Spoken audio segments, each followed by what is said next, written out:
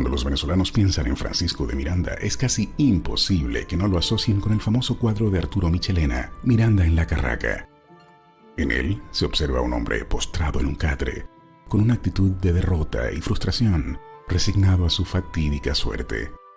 ¿Pero fue en realidad Miranda la imagen de un hombre solo y fracasado? Acompáñenos en los próximos minutos a conocer más sobre la verdadera dimensión del precursor de la independencia latinoamericana.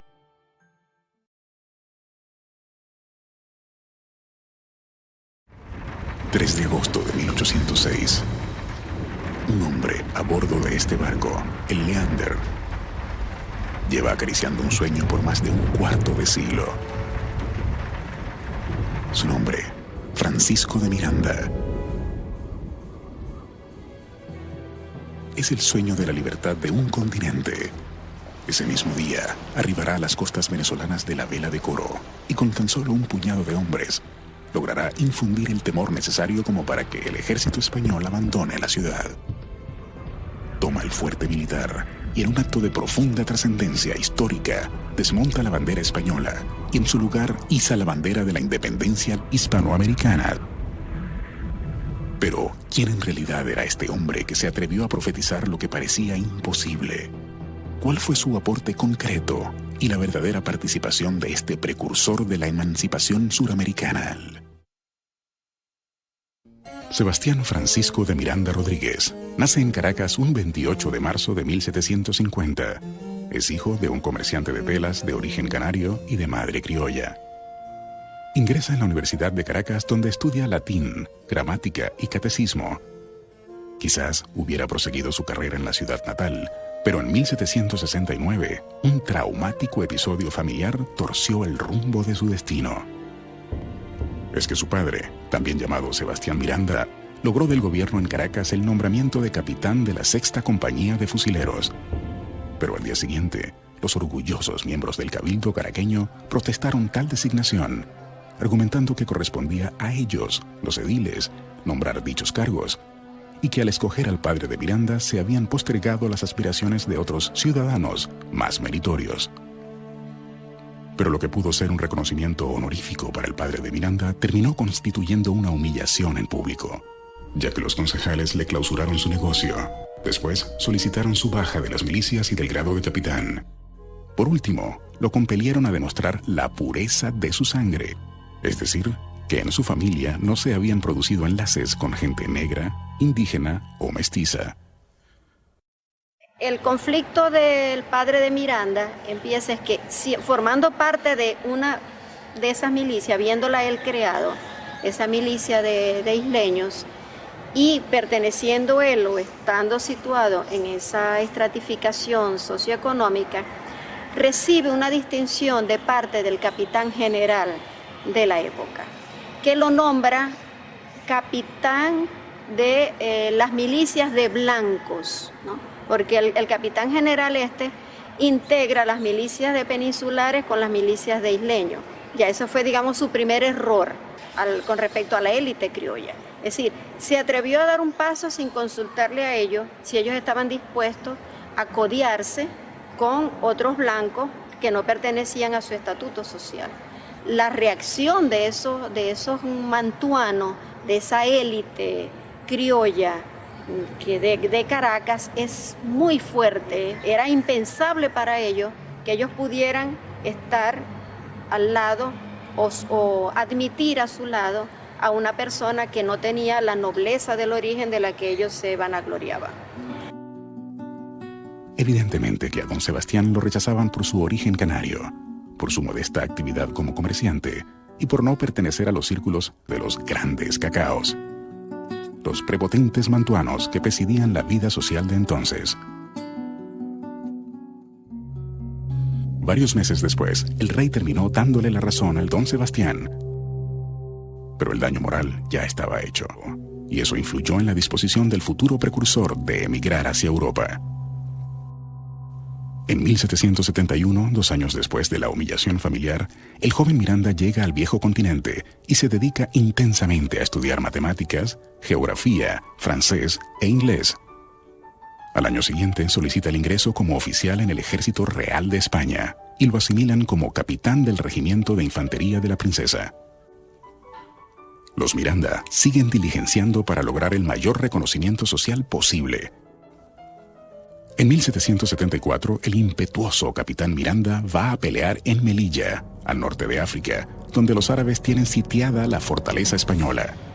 Peleó con bravura. Su mosquete fue perforado por balas enemigas y se salvó milagrosamente de la muerte. Pero la superioridad no le condecoró ni le valoró su heroísmo. El hombre acorralado. La ingratitud del alto mando contra su esfuerzo en Melilla lleva al capitán Miranda a protestar. Critica ostensiblemente la estrategia de los españoles en África, granjeándose la enemistad que le perseguiría por el resto de su vida. Un breve ascenso como administrador del regimiento de la princesa termina en desastre. Quien lo nombró fue Juan Manuel de Cajigal, un dilecto amigo quien siempre tratará de protegerlo. Pero a Cajigal lo cambian, y su sucesor acusa a Miranda de manejar inconvenientemente los fondos del regimiento. La acusación de mala administración no prospera, y las autoridades militares terminan aprobando las cuentas. Pero mientras se examinan los libros, el capitán conoce, además de la persecución y la soledad, la cárcel. Se inicia así un sino fatídico en la vida del gran hombre. Pero esta nueva persecución contra Miranda no es casualidad. El inquieto oficial tenía un poderosísimo enemigo, aunque entonces él no lo supiera. Era el Tribunal del Santo Oficio, la temible Inquisición, que sospechaba de él por su afición a la lectura, a comprar libros doquier fuese, inclusive de filósofos del racionalismo, por su espíritu libre pensador y por expresar opiniones disidentes sobre los dogmas de la Iglesia, así como mantener amistad con otros personajes tenidos como herejes. Paralelamente a este esfuerzo por ascender militarmente, está Miranda haciendo algo que luego nos va a explicar por qué nunca fue tomado en cuenta para esos ascensos militares. Y es que hace algo que era contradictorio con esa carrera militar que pretendía hacer, que es leer libros prohibidos por la Inquisición. Entonces Miranda, así como tiene esa inquietud, ese afán de superación en el campo militar, también lo tiene en el campo intelectual. Comienza a leer a Voltaire, comienza a leer a Rousseau, comienza a leer a Hume, comienza a leer prácticamente todos los libros que estaban prohibidos por la Inquisición. Héroe de la independencia americana. Al año siguiente, 1780, se ofrece para participar en la Guerra Norteamericana de Independencia, donde España y Francia combatían al lado de las 13 colonias que querían librarse de Inglaterra. Luego se instalan en Cuba y de allí viajan al norte, en la campaña de Florida y Luisiana contra los ingleses. Francisco de Miranda vivió en Cuba de manera intermitente entre 1780 y 1783. Llegó como parte del poderoso destacamento del ejército español que arribó a La Habana en el verano del año de 1780, como parte de las tropas que la metrópoli enviaba a la guerra que en aquel momento se desarrollaba en las 13 colonias inglesas de Norteamérica, y en que los Borbones, tanto los de Francia como los de España, se habían coaligado con los colonos norteamericanos en esa contienda contra los ingleses. Miranda no solo llegó a La Habana en calidad de oficial, sino que a los pocos meses de estar en La Habana, su amigo Juan Manuel de Cajigal fue nombrado capitán general y por tal motivo lo designó a Francisco de Miranda como su edecán. Ajeno por completo al seguimiento que la Inquisición hace de su rutina, relaciones, lecturas y pensamientos, Miranda participa en la toma del puerto de Pensacola, cuya pérdida constituyó un serio revés para los ingleses. Por esa victoria, entre el conjunto de recompensas que el rey Carlos III reparte, a Miranda finalmente le corresponde un ascenso, el grado de teniente coronel, una promoción por la que él ha bregado afanosamente durante 8 años. De nuevo en Cuba, sus enemigos siguen acechándole. En 1781, algunos oficiales españoles en La Habana cometen el error de mostrarle por dentro la fortaleza del príncipe al general inglés Campbell, prisionero de guerra en Pensacola. Cuando estalla el escándalo, Inglaterra se apresura a señalarlo, aunque estaba ausente aquel día, presumiendo que debió ser él responsable por hablar inglés y por su antigua amistad con oficiales británicos. La investigación sobre esta irregularidad es asumida por la corona española como asunto del más alto interés nacional. El mismo rey Carlos III ordena al superior jerárquico de Miranda, Juan Manuel de Cajigal, quitarle todo mando militar y que lo enviasen de regreso en el primer barco disponible. Pero mientras llega la comunicación a La Habana, lo cual tardaba un par de meses por lo largo del viaje marítimo, Miranda sigue actuando, impactando y dejando huella en su carrera. Lo habían enviado a Jamaica, isla bajo el dominio inglés, para canjear a algunos prisioneros de guerra. En el viaje de regreso, algunos oficiales que le profesaban animadversión le acusaron maliciosamente de haber desviado los fondos de la misión para comprar mercancía y contrabandear. Se trata de una trampa para acorralarlo. El cerco contra Miranda se va estrechando. Al final, el rey decide en su contra y ordena de nuevo a Cajigal que lo destituya y lo recluya prisionero en una cárcel de La Habana. Mientras las cartas fatídicas cruzan el océano, el genio de Miranda sigue refulgiendo. Cuando los españoles en Cuba deciden atacar Jamaica, recuerdan que quien conoce a la perfección esa isla es Miranda. Así, el venezolano ayuda a delinear el plan maestro de ataque y termina incorporado a una expedición comandada por Cajigal. El general Cajigal ya ha recibido la orden de apresarlo, pero reconociendo el talento y arrojo de Miranda, se lo lleva a la nueva campaña, quizás con la idea de ganar tiempo. Así, parten a la toma del archipiélago de las Bahamas, cuya entrega negocia Miranda con los ingleses derrotados. Ahora sí es un héroe. Ya tiene una hoja brillante de servicios a la causa española, pero sus poderosos enemigos distan mucho de bajar la guardia. Desechando la noticia de la toma de las Bahamas, la corona ratifica la orden de aprehensión en su contra, la cual finalmente se cumple cuando Miranda pasa por Cabo Francés. Remitido a La Habana para cumplir la privación de libertad, el general Cajigal arriesga fatalmente su carrera para soltarlo y mantenerlo como su edecán. Mientras tanto, envían solicitudes de reconsideración ante la corona. Al final, la protección a Miranda le costará a Cajigal el cargo. Finalmente, en junio de 1783, Miranda, ante las continuas acusaciones infundadas en su contra, no le queda otro camino que desertar y huir hacia Estados Unidos. Mientras tanto, el hijo ilustre de Caracas ya ha comenzado a transitar el camino hacia la independencia. Los 3 años de Miranda en Cuba fueron un capítulo decisivo en la vida del precursor. Yo diría que no solamente fue un capítulo decisivo en la vida del precursor, porque lo obligó a abandonar las filas del ejército español y marcharse a lo que era entonces el primer estado independiente en América. Me refiero a los Estados Unidos. Sino que fue un capítulo decisivo porque compulsó al precursor a convertirse de un criollo que se consideraba un español americano, un criollo que veía los problemas de nuestra América solubles dentro del imperio colonial español, a un criollo que se daba cuenta de la necesidad de la emancipación de nuestras tierras de América.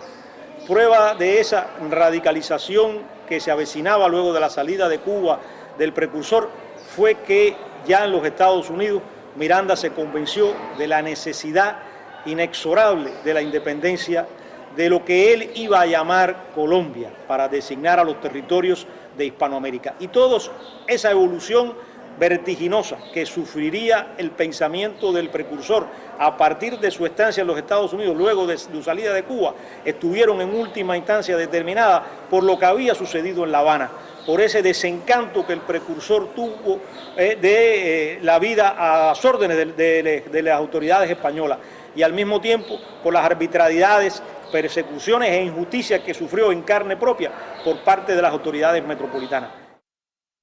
La forja del precursor. 1783 resultará un año crucial en la vida de Miranda y en la historia de América. Es el año en que Miranda se rebela contra la corona de España, justamente cuando está a la mitad exacta de su vida.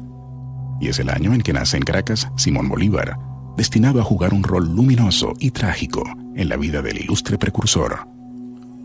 Permanecerá 18 meses en Estados Unidos, un tiempo valiosísimo durante el cual queda imbuido del espíritu de libertad de la popular revolución independentista norteamericana, y los cuales aprovecha para leer mucho, perfeccionar su dominio del latín y el griego, y para cultivar amistad con personajes como George Washington, Alexander Hamilton, Henry Knox y Samuel Adams. En 1784 cruza el Atlántico y va a Inglaterra. Todavía se cartea con las autoridades madrileñas y aboga por su inocencia, pero ya no tiene verdaderas intenciones de someterse a la corona española. En Londres, su personalidad, cultura, vivencias de guerra y el halo magnético de su conversación le abren puertas muy influyentes. Miranda, sospechando que funcionarios españoles traman un plan para capturarle, anuncia un viaje de 2 meses que en realidad se convertiría en un periplo de 4 años por varias capitales europeas. Pasa también por Florencia, Venecia y llega a Roma, donde se encuentra con un grupo de jesuitas que habían sido expulsados de Paraguay y otros territorios sudamericanos por órdenes de la corona española. Luego se enfila hacia Grecia, devolviéndose por Constantinopla. En pocos años ha estudiado desde adentro la vida política y social de las naciones europeas, y en su mente va decantando un proyecto propio para Hispanoamérica. Terminando la larga travesía, llega a la península de Crimea, que es un territorio ruso, y allí traba amistad con el príncipe Potemkin, quien le allana el camino para conocer a la emperatriz Catalina II de Rusia. Sorprende enumerar la cantidad de personalidades que entonces frecuentó Miranda, a pesar de ser realmente un desterrado y perseguido por la corona española. Es que el precursor tenía una personalidad mesmérica, la cual combinaba con su vasta cultura universal, el dominio de idiomas y un ascendente psicológico natural y espontáneo para facilitar la estrecha amistad con todas esas personas. Miranda debe haber sido un hombre muy cautivante. Miranda debe haber sido un hombre muy audaz, en el sentido más favorable del término, audaz en cuanto a dinamismo, una capacidad de convencimiento, una capacidad para moverse con la erudición con que solía desenvolverse en la realidad que le tocó. No perdamos de vista el hecho de que Miranda de verdad era un individuo admirablemente y sólidamente formado, que era capaz precisamente por eso de lograr una estatura y un nivel de interlocución muy alto con quienes eran en ese momento figuras notables de la política europea. Solo con una persuasión como la suya, con una persistencia como la suya y una cultura como la suya, fue capaz Miranda de penetrar probablemente los círculos políticos que de otra forma le habrían sido vedados a otros de menor condición que él, en ese afán suyo por divulgar sus proyectos. Así sucedió con la emperatriz Catalina, quien de inmediato quedó prendada de su personalidad.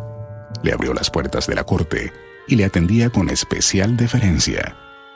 El embajador español acudió ante la emperatriz a informarle que Miranda era un desertor del ejército, que no tenía los atribuidos títulos de coronel y de conde con los que se había presentado.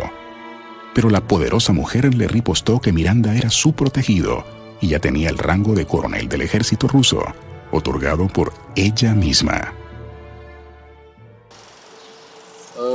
Миранда в начале своей деятельности, когда он был еще очень молод, он рассчитывал первоначально освободить свою родину и вообще всю Испанскую Америку. И поэтому, когда он думал об освобождении Венесуэлы, он имел в виду не только саму Венесуэлу, но и вообще всю Испанскую Америку, все испанские колонии. И он первоначально рассчитывал добиться вот этой цели при помощи каких-то великих держав, которые были, будучи соперниками Испании, на американском континенте были заинтересованы в том, чтобы покончить с испанским владычеством в Америке и устранить тем самым своего конкурента и занять место Испании. Может быть, он как-то думал и о России в этом смысле, о поддержке России. Но во всяком случае совершенно очевидно, что после того, как он побывал в России, у него уже таких мыслей больше не было. И то, что вот я знаю о его пребывании в России, говорит о том, что никаких серьезных надежд он на Россию не возлагал. Может быть, пребывание в России ему еще больше показало, что это все-таки самодержавная империя, от которой не приходится ждать вот поддержки революции, где бы то ни было. Но в дальнейшем Миранда все больше склонялся к тому, что освобождение Испанской Америки должно быть делом самих испано-американцев. И поэтому недаром он вошел в историю как предтеча испано-американской независимости, прекурсор de la independencia hispanoamericana. Cuando sale de Rusia, después de 8 meses, lleva 10.000 rublos y letras de cambio por 2.000 libras esterlinas. También la protección diplomática de la emperatriz y todas sus legaciones. Así va a Suecia, donde conoció en persona al rey Gustavo III, quien desechó una orden de aprehensión española, en parte para no molestar a la corte rusa. Su recorrido prosigue por Noruega, Dinamarca, Holanda y Suiza. Ya en el último tramo de su recorrido europeo, Miranda es un hombre estrechamente seguido, espiado y casi arrinconado por la poderosa diplomacia española, que no solo ha presionado ante los monarcas de Rusia y Suecia para que lo entreguen, sino que además implementa operativos policiales para detenerlo si pasa por territorios españoles e incluso plantean la posibilidad de secuestrarlo en cualquier otro país. Y es que la diplomacia española de aquellos años, aunque torpe y miope para mejorar las relaciones con las colonias, sí fue visionaria y asertiva al ponderar la importancia real de Miranda. Ellos asumieron muy tempranamente a Francisco de Miranda como la peor amenaza para la continuidad de su dominación en el Nuevo Mundo. 1789 es otro año fundamental en su vida y en la historia. Miranda cesa los viajes y se sienta en su casa de Londres, desde donde meditará y reflexionará sobre un proyecto ya definitivo. Llega a Londres un poco en la búsqueda de definir su nuevo destino. Y va a ser un periodo fundamental en su vida. Londres va a ser su punto de referencia clave por los próximos 25 años. Va a estar entrando y saliendo. Va a vivir aquí 4 periodos, pero Londres va a ser el lugar al que siempre vuelve, con excepción de su viaje a Venezuela, del cual saldrán cadenas a España, a la Carraca y a la muerte. Desde 1790, él ya tiene el propósito definido de convencer a las autoridades inglesas de que presten su apoyo a la independencia de Colombia, del continente colombiano. Y es a partir de esta época que comienzan sus contactos con el primer ministro William Pitt. Pitt le dirá desde un primer momento que cuando las circunstancias sean propicias, él podrá contar con el apoyo británico. Y esas circunstancias implicaban que España dejase de ser un aliado para ser un adversario del Reino Unido. A lo largo de muchos años, Miranda seguirá insistiendo en su proyecto. A ratos desilusionado, sentirá que no hay cómo seguir adelante y buscará otros cauces. Típico ejemplo es cuando se va a Francia y se involucra en todo el proceso de la Revolución Francesa, donde alcanzará gran gloria, o desde luego la invasión a Coro, pero de alguna manera su proyecto de contar con el apoyo británico para la causa de independencia hispanoamericana nunca decaerá. Vale destacar que esta casa se conserva aún hoy día, pues se salvó de ser demolida en el año 1980, gracias a la oportuna intervención de la Sociedad Mirandina, presidida por el doctor Miguel Villarroel. Se hicieron gestiones importantísimas, vitales, para poder lograr el que la casa de Miranda en Grafton Way pudiera salvarse. Y digo salvarse porque por obra del modernismo iba a desaparecer esta casa de gran importancia histórica, y fue mi padre, pues, como representante del Instituto de Estudios Históricos Mirandinos, quien en principio hizo esfuerzos a través de la Embajada de la Gran Bretaña en Venezuela y luego directamente con el gobierno británico, y fundamentalmente con el trabajo hecho con Lord Eccles se pudo lograr de que esa casa de Grafton Way pudiera ser elevada a monumento de mayor importancia histórica en ese país, y evitar así el que se derrumbara pues este inmueble. El precursor va a invertir largos años de su vida intentando influir ante el gobierno inglés para que patrocine la independencia suramericana. Se reúne con el primer ministro William Pitt y redacta memoranda, propuestas, esquemas operativos, hasta un monumental papel de trabajo titulado Plan para la formación, organización y establecimiento de un gobierno libre e independiente en América Meridional. Pero solo recibe respuestas ambiguas. En 1792, convencido ya de que Gran Bretaña no tenía intención alguna de patrocinarle su magna empresa, le exige al premier Pitt que le devuelva los planos, mapas y documentos sobre Hispanoamérica.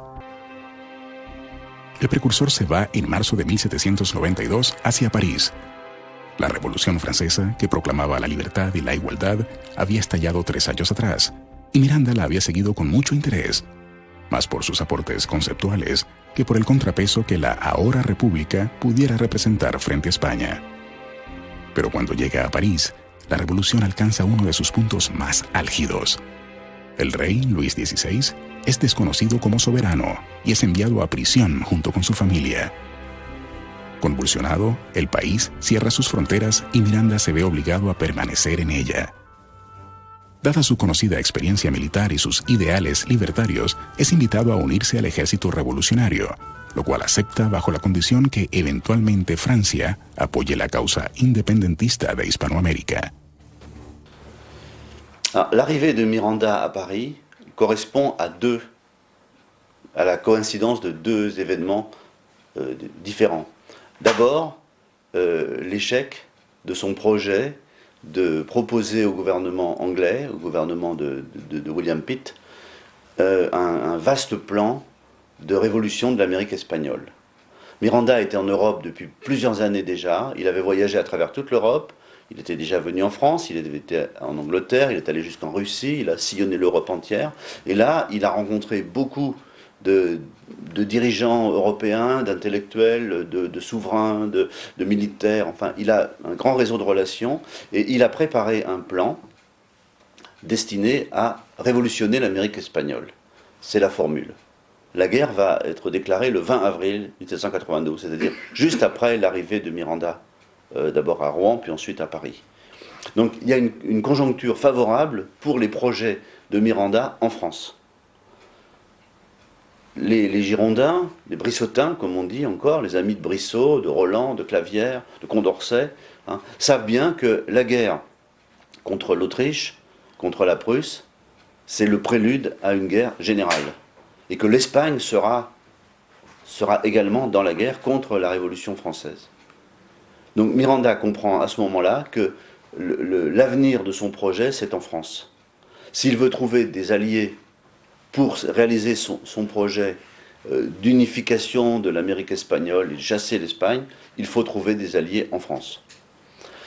Así, Miranda es acogido en el ejército republicano francés con el grado de mariscal de campo y lo destinan al área cercana de Bélgica y Holanda.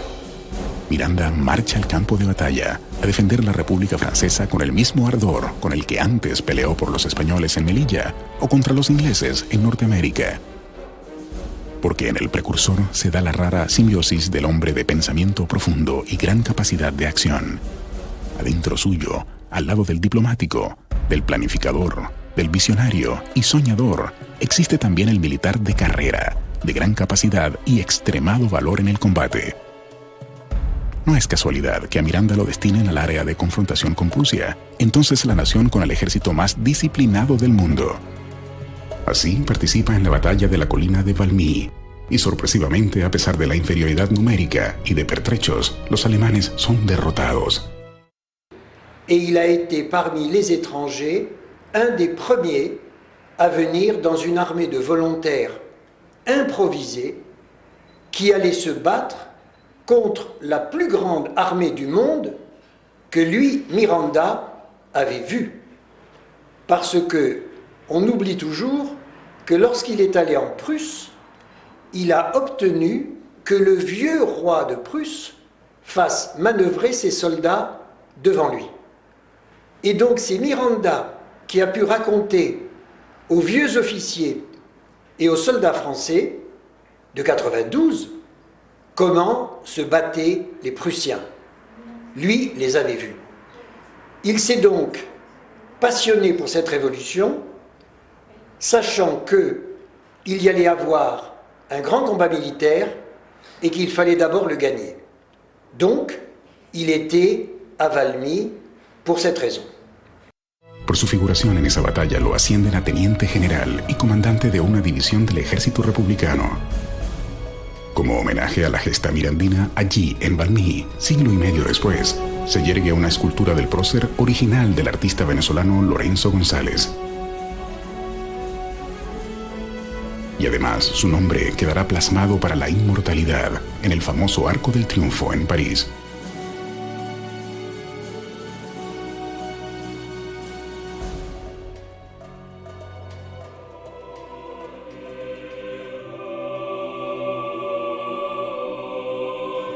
Et le Venezuela, avec Miranda, avait un homme célèbre qui avait une gloire militaire qui méritait qu'elle soit connue. Et c'est vrai que mettre Miranda à l'Arc de Triomphe rappelle à tout le monde que ce général a eu une carrière militaire tout à fait exceptionnelle quand il a fait la guerre, alors que beaucoup n'avaient jamais fait la guerre. Exactamente 4 meses después, Miranda cae en desgracia. En la campaña de Holanda, el sitio de Maastricht termina en derrota para los franceses. Cercado por los enemigos y siguiendo instrucciones de su comandante, Miranda levanta el cerco del pueblo de Leao. Antes de rendirse, ha peleado con obstinación casi suicida, incluso obligando a sus soldados a volver al frente, amenazándolos con el sable en la mano. Ese comandante que da la orden de retirada es Dumouriez, un traidor de la revolución, quien semanas atrás le había propuesto a Miranda marchar sobre París para restaurar la monarquía, a lo cual respondió indignado el venezolano. De inmediato saltan las voces extremistas que acusan de traición a todos los militares derrotados, el precursor entre ellos. Ahora, Dumouriez ve la oportunidad del desquite y lo culpa de la derrota. Dumouriez, como todo un cobarde, huye, pero el héroe universal va preso. Irónicamente, el mismo que hasta hace poco era vitoreado como héroe nacional, ahora esperaba ser juzgado por traidor. La mise en jugement de Dumouriez était quand même, de Miranda, pardon, était extrêmement difficile. Parce qu'il était très prestigieux, il avait gagné la guerre. Si la guerre a été perdue après, c'était quand même pas lui, c'était Dumouriez qui avait trahi. Et la défense, quand son rôle politique, il n'était pas direct. Miranda n'était pas à l'Assemblée nationale, il n'était pas au gouvernement, il n'était pas à Paris quand il y a eu, disons, la chute des Girondins et la destitution et le discrédit politique qui est tombé sur les Girondins au mois de juin 1993. Pour toutes ces raisons-là que finalement, un procès contre Miranda était extrêmement difficile à mener. En mayo de 1793, tras una magistral defensa, lo absuelven y recupera la libertad, pero también lo dan de baja del ejército. Miranda se queda en París, dispuesto a residenciarse allí, y ordena traer su inmensa biblioteca y sus colecciones de pintura. Pocos meses después, cuando más tranquilo estaba, la policía allana su departamento y lo detienen otra vez. El precursor se ha topado con otro enemigo, más bien gratuito, pero mucho más peligroso e inmediato. Es Maximiliano Robespierre, el jefe del terror, quien lo detesta, entre otras cosas, por no ser francés. Miranda va a vivir los próximos meses como un preso de Robespierre, el psicópata que llena de sangre amiga la crónica de la Revolución Francesa. Todo indicaba que en el juicio sería condenado a muerte y ejecutado de inmediato. El juicio se fija para el 30 de julio siguiente. Se reemprenda después en condiciones más favorables. Monteverde acepta. La Junta Suprema, el alto mando militar, los mismos diputados, todos estaban conscientes de la necesidad de interrumpir la lucha. Pero los jóvenes oficiales querían seguir luchando fuese como fuese. Así se creó el cisma fatal que cincelaría la última tragedia de Miranda. La noche del 30 de julio, cercado por todas partes, Miranda aguarda que salga el barco hacia Curazao. El capitán, que es inglés, le recomienda dormir a bordo para protegerlo. Pero Miranda, en un gesto de fastidio o temeridad, se queda en el puerto. Antes ha hecho embarcar su archivo, sus valiosos papeles, sus libros. Bajo la instigación del gobernador militar de La Guaira, Manuel María Casas, un grupo de jóvenes patriotas, entre ellos Simón Bolívar, Juan Paz del Castillo, Tomás Montilla y Miguel Carabaño, entran a la habitación donde pernocta el generalísimo. Lo llaman traidor y lo hacen preso. Miranda solo respondió, cansado y decepcionado: bochinche, bochinche. Esta gente no sabe hacer sino bochinche. Miranda quedó en custodia del comandante Manuel María Casas, quien temprano lo entregó a las tropas de Domingo Monteverde. Bolívar siempre tuvo un recuerdo muy áspero de esa entrega de Miranda. En principio no se trataba de apresar a Miranda para entregarlo a Monteverde. De lo que se trataba era de apresar a Miranda para juzgarlo, según y conforme a lo que estos oficiales venezolanos insurgentes consideraban que había sido una desafección de su parte. Yo creo que en descargo de Bolívar hay que tener en cuenta primero las muy confusas circunstancias en las que se dio la capitulación con Monteverde. Probablemente el mismo Miranda incurrió en el error propio de esas circunstancias confusas de no haber aclarado lo suficiente entre sus propios oficiales los alcances que tenía esa capitulación. Y el hecho de que Miranda pretendiera zarpar por La Guaira, probablemente con el objeto de llegar hasta Nueva Granada, de intentar lo que Bolívar más tarde haría, que conocemos como la campaña admirable, de regresar a una recaptura de Caracas por vía de los Andes venezolanos. Probablemente ese era el designio que tenía Miranda. Pero en todo caso, el hecho de que él zarpara sin estar debidamente ratificados los términos de esa capitulación, sin conocerse, como decía hace un momento, a fondo los alcances de esa capitulación, motivó a que estos oficiales, entre ellos el Libertador, el futuro Libertador, decidieran apresarlo. 30 años después, la cacería se daba. Por obra del infortunio, el descuido y la casualidad, España finalmente apresaba a su peor enemigo. El largo camino a la posteridad. Todo el odio acumulado contra Miranda desde los tiempos de la Inquisición se destiló en adelante. En La Guaira lo cargaron de grillos, sin respeto alguno de su jerarquía militar y de su avanzada edad. A los pocos meses lo trasladaron a las mazmorras de Puerto Cabello, siempre en ambientes húmedos, sofocantes e insanos. Cuando recomenzó la lucha por la independencia, los españoles sacaron al preso Miranda hacia Puerto Rico, una colonia que permanecería sumisa por el resto del siglo.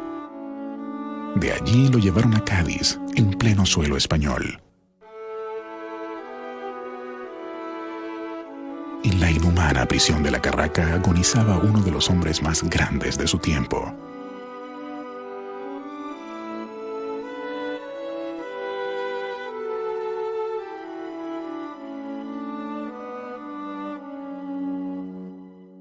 El gobierno inglés intentó ayudarle a escapar y logró hacerle llegar recursos para su evasión, pero sus intentos de fuga se toparon con la enfermedad. Un accidente cerebrovascular lo dejó hemipléjico. Tuvo alguna mejoría, pero el ataque repitió y murió el 14 de julio de 1816.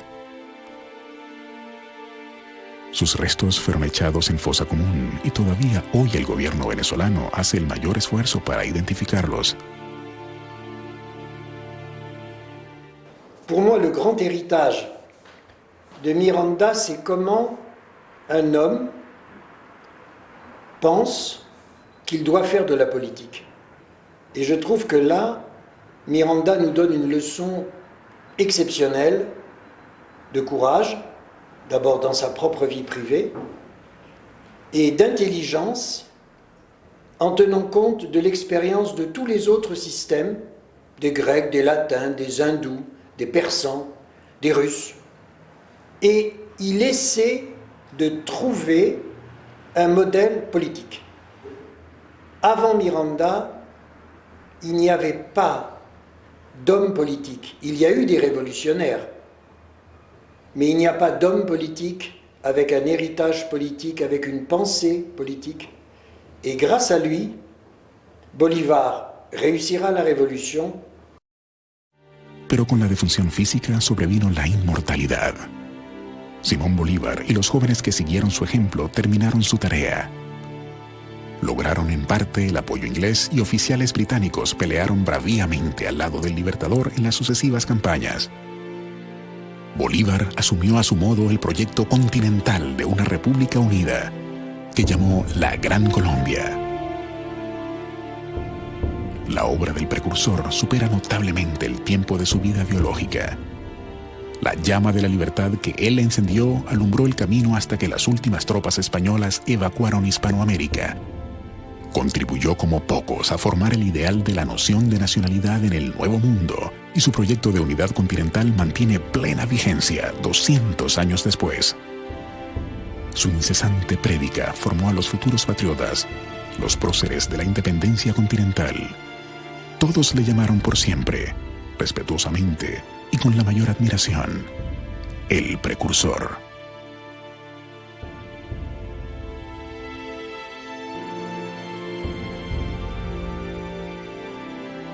Miranda no es el hombre derrotado, rendido, que uno ve en el cuadro que pintó Michelena. No, Miranda jamás aceptó esa derrota y jamás aceptó que ya él no tenía nada que hacer por América, por su Colombia. Si uno se pasea por los proyectos políticos de Miranda y ve lo anticipado que fue él con respecto a temas que nos tocan tan de cerca, de manera en términos contemporáneos, obviamente tuvo él un relieve que difícilmente muy pocas otras figuras suramericanas tuvieron en su momento. Miranda no solo rompió con el ejército español, sino que muy rápidamente su pensamiento se radicalizó de considerarse un español americano a convertirse en un luchador, en un precursor de la emancipación de nuestra América. Miranda me paraît être un des porteurs les plus brillants, les plus flamboyants de la pensée du siècle des Lumières dans toute sa complexité. Mais le Venezuela, à l'heure actuelle, représente quand même aujourd'hui le seul pays qui a un héritage politique d'une telle durée, beaucoup plus important que l'héritage politique américain. Hispano-американской независимости, прекурсор de la independencia hispanoamericana.